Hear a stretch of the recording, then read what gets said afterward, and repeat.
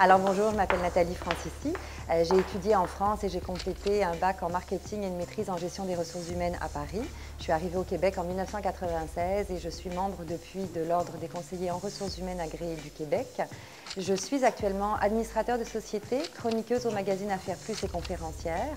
Je siège sur le conseil d'administration de l'Institut des administrateurs de société, du Cercle canadien, de la Fondation de l'École de technologie supérieure, la Fondation de l'ETS, également l'Ordre du Québec Ambulance Saint-Jean et au Vertigo, qui est une compagnie de danse contemporaine. Un conseil d'administration efficace, c'est un conseil d'administration composé de membres qui ont une expertise différente à apporter, un bagage d'expérience également différent, et ça crée vraiment une synergie. C'est aussi des gens qui sont capables de donner du temps et qui s'impliquent vraiment pour la cause ou pour la mission de l'organisation. La valeur ajoutée que je peux apporter au sein d'un conseil d'administration, c'est faire la différence. Personnellement, j'ai une expertise en marketing, en communication et en ressources humaines. Alors quand je suis assis avec mes collègues, effectivement, je peux mieux les challenger, soit les autres administrateurs, également poser les bonnes questions à la direction pour l'aider à avancer et la sensibiliser, lui faire prendre du recul. Ça, c'est vraiment ma valeur ajoutée. Mon engagement au sein des conseils d'administration sur lesquels je siège me procure énormément de plaisir. Premièrement parce que j'ai vraiment le sentiment de faire la différence, de leur apporter quelque chose, de les aider à avancer un petit peu plus loin. Et ça, quand vous avez la chance de pouvoir contribuer à l'avancement d'une cause ou de la mission d'une organisation, ça fait toute la différence pour vous et pour le conseil d'administration en question. Les conseils d'administration qui m'ont invité à participer à leurs activités l'ont fait parce que j'avais manifesté de l'intérêt. Je me souviens de mon premier conseil, entre autres l'Institut des administrateurs de société. J'avais beaucoup d'intérêt pour la gouvernance et je l'ai manifesté. Je l'ai fait savoir, j'ai assisté à des conférences, à des séminaires et à un moment donné, quelqu'un l'a remarqué et a dit cette personne-là peut contribuer et j'ai été appelée. La même chose pour d'autres conseils d'administration. C'est sûr qu'aujourd'hui, on vient toujours me chercher pour ma compétence, communication, marketing, ressources humaines, mais aussi parce que j'ai une certaine expertise en gouvernance et je peux aider des organisations à mieux se structurer.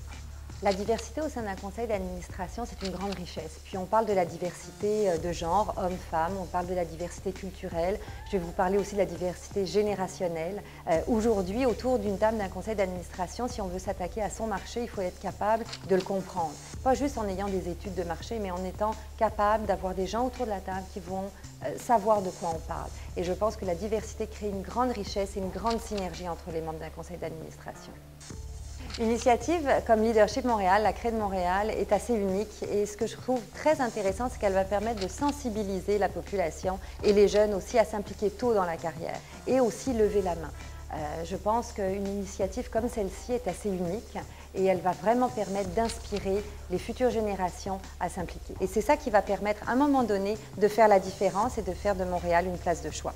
Je pense que les meilleurs conseils que je pourrais vous donner si vous souhaitez un jour siéger sur un conseil d'administration, c'est la première chose, choisir une cause qui vous tient à cœur, quelque chose qui vous allume et qui vient vous chercher fondamentalement. Que ce soit la danse contemporaine, que ce soit du caritatif, que ce soit du monde associatif, choisissez quelque chose qui vous allume. Il faut avoir du plaisir quand on siège sur un conseil d'administration. Ensuite, il faut être capable de se dégager du temps. On ne siège pas sur un conseil d'administration juste pour le plaisir de siéger sur un conseil d'administration. Il faut donner du temps réel et de l'énergie. Alors la contribution est importante. Ensuite, il faut idéalement se trouver peut-être un mentor ou quelqu'un qui va vous inspirer et qui va vous guider. Et ça va vous permettre d'aller un petit peu plus loin. Alors évidemment, tout ça, une fois qu'on est rendu sur place, là, il faut le mettre en pratique, il faut oser, il faut lever la main, il faut poser des questions. Vous avez un siège, vous aviez une voix, profitez-en.